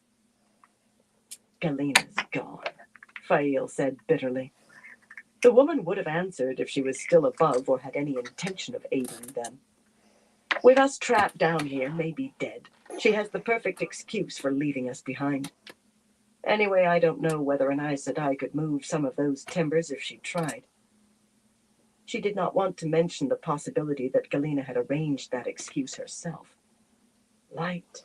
She should never have slapped the woman. It was too late for self-recrimination, though. What are we going to do now? Arla asked.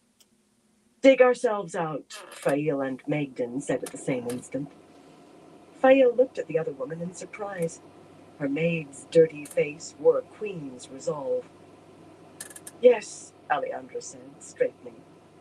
She turned around, and if runnels of tear tracks marked the dust on her face, no new tears appeared.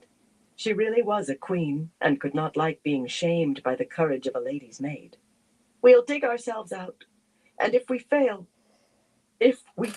I will not die wearing this. Unfastening her golden belt, she flung it contemptuously into a corner of the basement. Her golden collar followed. We'll need those to make our way through the Shaido camp, Fail said gently. Galena may not be taking us out, but I intend leaving today. Diraine made that imperative. Bane and Chiad could not keep her hidden long. Or as soon as we can dig out, anyway. We'll pretend we've been sent to pick berries.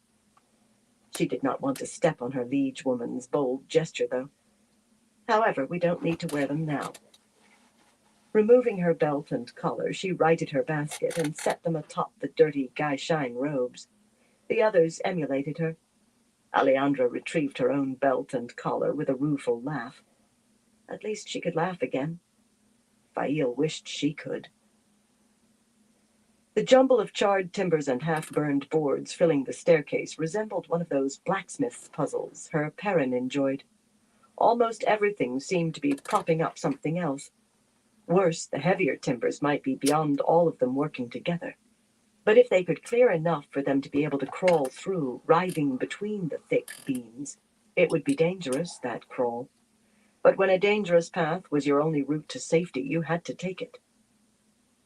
A few boards came away easily and were piled at the back of the basement, but after that, everything had to be chosen with care, examined to see whether anything would fall if it were removed, hands feeling back as far as they could go into the tangle, groping for nails that might have caught, trying not to think about the whole pile shifting and trapping an arm, crushing it. Only then could they begin pulling, sometimes two of them together, tugging harder and harder until the piece suddenly gave.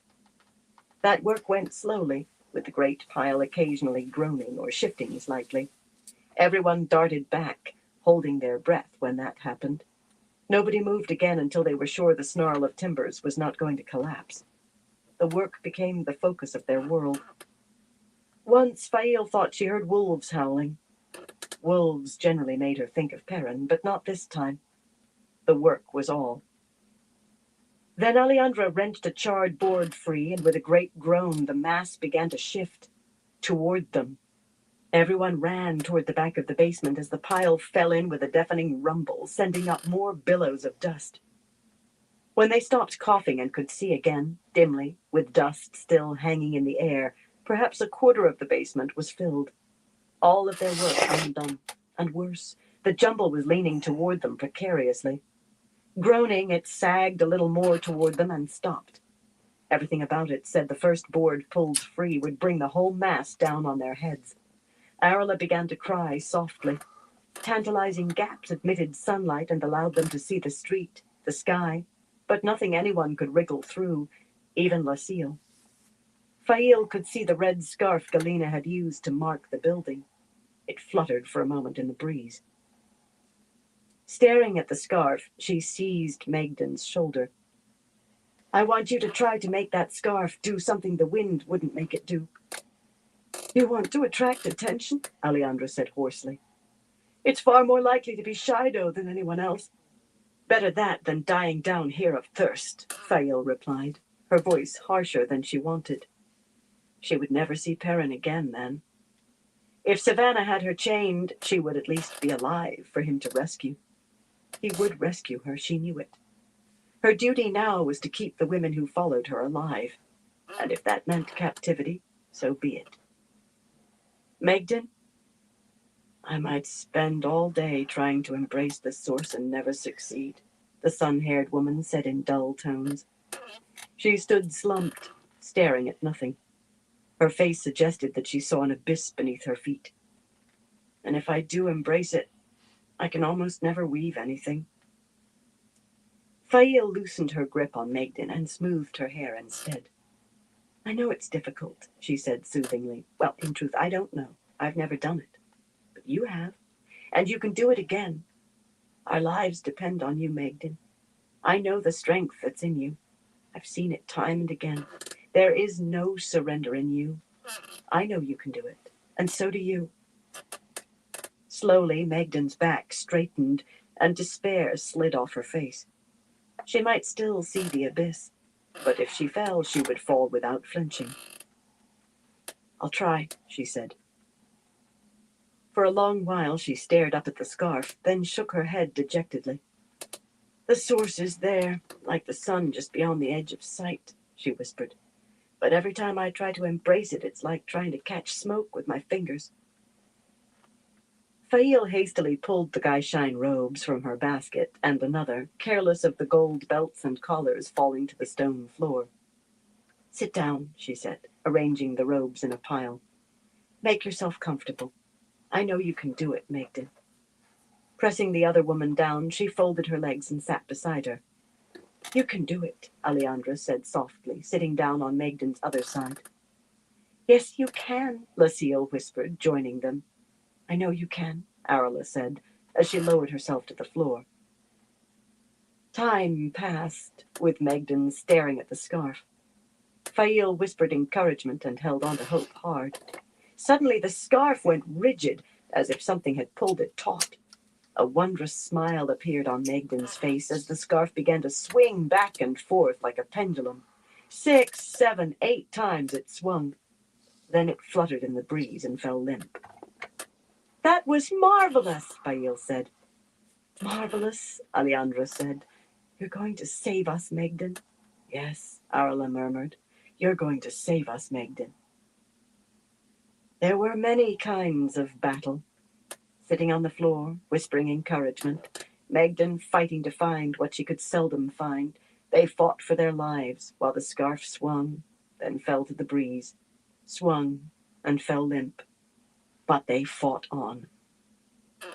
Galena kept her head down and tried not to hurry as she made her way out of Malden, past the streams of white-clad men and women carrying empty buckets into the town and full buckets back out.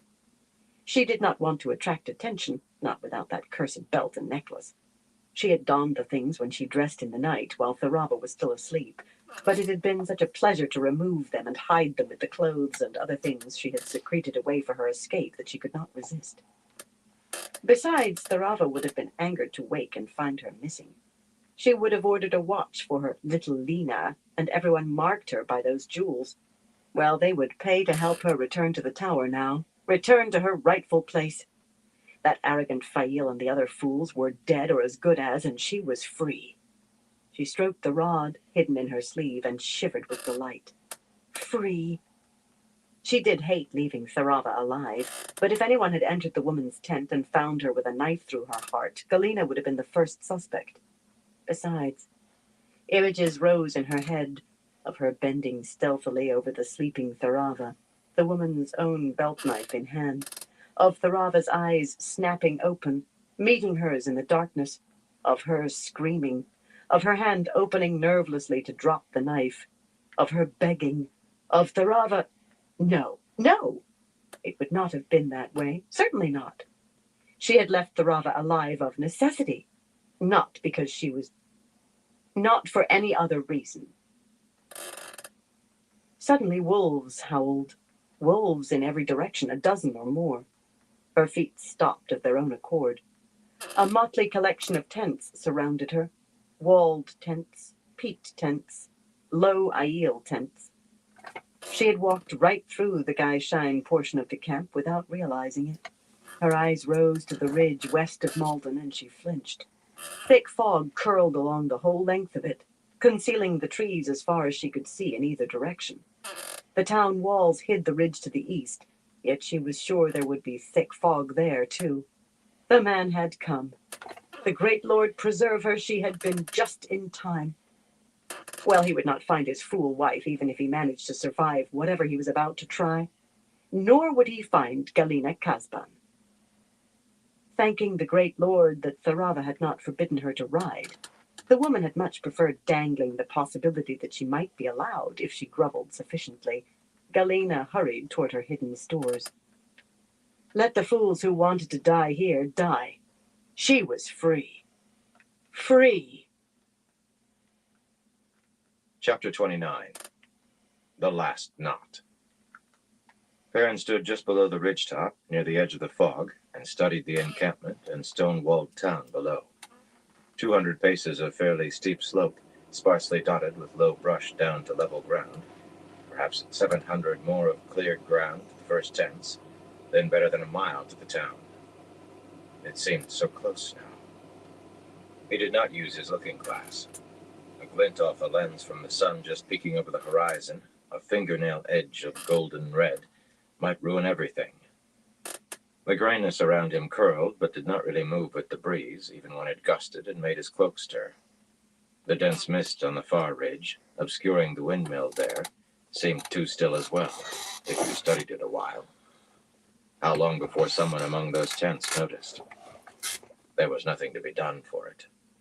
The fog felt like any fog, damp and a little cool, but somehow Niall had fixed these mists in place before he went off to his other tasks. The sun would not burn them off at noonday, or so the Ashaman claimed. Everything would be done by noon, one way or another, but Perrin hoped the man was right. The sky was clear, and the day looked to be warm for early spring.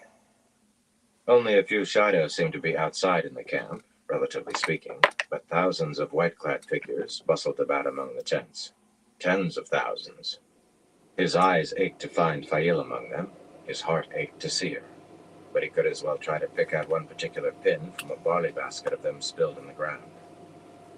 Instead, he stared at the town's gates, standing wide open as they had every time he had gazed on them. Invitingly wide. They called to him. Soon, Fail and her companions would know it was time to head for those gates, and the towered fortress that bulked at the north end of the town. She might be at Chores if the maidens were right about how the prisoners would be treated as Gaishain, but she would know to slip away and go to the fortress. She and her friends, and likely Alice as well. Whatever her scheme with the Shaido, the Aes Sedai would not want to remain on a battleground. A second sister in the fortress might come in handy, but I'd send it did not come to that. He had blessed Mr. for every eventuality he could imagine, down to outright disaster.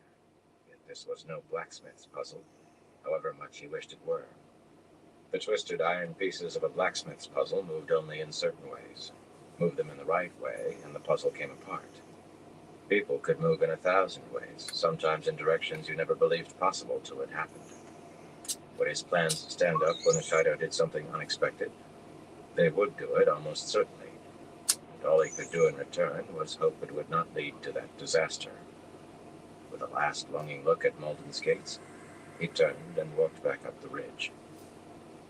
Inside the fog, even he could not see 10 paces, but he soon found Dan'l Lewin among the trees on the ridgetop. Lean to the point of skinny, with a pickaxe for a nose and thick mustaches in the Tarabonner style, Dan'l stood out even when you could not see his face clearly. Other Two Rivers men were shapes beyond him, growing dimmer and dimmer with distance. Most were squatting or sitting on the ground, resting while they had the chance. Jory Conger was trying to entice some of the others into a game of dice, but he was quiet about it, so Perrin let it pass. No one was accepting the offer anyway. Jory was uncommon lucky with his dice. Dan'l made a leg when he saw Perrin and murmured, "My lord." The man had been spending too much time with Fail's people. He called it acquiring polish, whatever that was supposed to mean. A man was not a piece of brass. "Make sure nobody does anything woolhead foolish like I just did, Dan'l. Sharp eyes below might spot movement near the edge of the fog and send men to investigate." Dan'l coughed discreetly into his hand. Light he was getting as bad as any of those Kyrianan tyrants. "As you say, my lord. I'll keep everybody back." "My lord," Bulwer's dry voice said out of the mist. "Ah, there you are, my lord." The little stick of a man appeared, followed by 2 larger shapes, though one was not much taller. They halted at a gesture from him, indistinct forms in the fog, and he came on alone. "Masema has put in an appearance below, my lord," he said quietly, folding his hands. "I thought it best to keep Javier and Nerion out of his sight and his men's, under the circumstances. I don't believe he is suspicious of them. I think he has anyone he is suspicious of killed. But out of sight, out of mind is best." Perrin's jaw tightened. Masema was supposed to be beyond the eastern ridge with his army, if it could be called that. He had counted those men, and a few women, as they shuffled uneasily through gateways made by the Tuashaman, and they were 20,000 if they were one. Masema had always been vague about their numbers, and Perrin had not had an accurate count until last night. Ragged and dirty, only one here or there wore a helmet, much less a breastplate, but every hand had gripped sword or spear or axe, halberd or crossbow, the women included.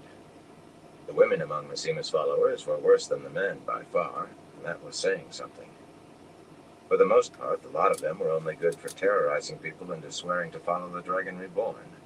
The colors whirled in his head and were scattered by his anger. That and murdering them if they refused. They had a better purpose today. "Maybe it's time for Javier and Nerion to start staying away from Masema's people for good," he said. "If you wish it, my lord, but in my judgment they still are as safe as any man can be doing what they do, and they're eager." Bulwer tilted his head, a curious sparrow in a branch. "They haven't been corrupted, if that's what you fear, my lord. That's always a danger when you send a man to pretend to be what he isn't. But I have a keen nose for the signs." "Keep them close, Bulwer. After today, with luck, there might not be much of Masema's army left to spy on in any case. There might not even be a Masema to worry about." Perrin scrambled down the brushy reverse slope, past where the Mayenna and Giodanan lancers were waiting beside their horses in the thick mist. Streamered lances propped on their shoulders or steel heads driven into the ground. The winged guards' red-painted helmets and breastplates might have been safe enough on the ridgetop, but not the Giodanan's burnished armor. And since Galen and Arganda both bristled if one was favored over the other, both waited here. The fog extended quite some distance.